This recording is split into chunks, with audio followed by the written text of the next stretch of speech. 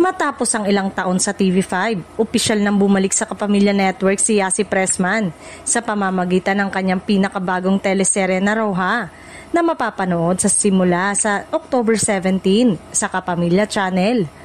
Matatanda ang lumipat si Yasi sa TV5 noong 2023 upang subukan ang mga bagong proyekto at oportunidad sa ibang istasyon. Gayunpaman, hindi nawala ang ugnayan at pagmamahal niya sa mga Kapamilya fans na unang tumangkilik sa kanya sa mga programang tulad ng FPJ ang Probinsyano, kung saan ginampanan niya ang minamahal na karakter na si Aliana Dalisay, ang asawa ni Cardo. Ngayon, sa kanyang pagbabalik sa ABS-CBN, muling mapapanood si Yasi sa isang makabagong action drama series na puno ng suspense, emosyon at inspirasyon. Sa Roja, gagampanan niya ang isang babaeng matapang, matalino at handang lumaban para sa hustisya. Isang papel na tiyak na magpapakita muli ng kanyang husay bilang aktres.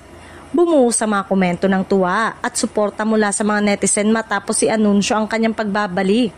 Anila, "Welcome home, Yasi. Mas bagay ka talaga sa kapamilya." Sa pagbabalik ni Yasi Pressman sa ABS-CBN, tila bagong yugto ito, hindi lang sa kanyang karera kundi pati na rin sa puso ng mga tagahanga. Nasabik siyang mapanood muli gabi-gabi.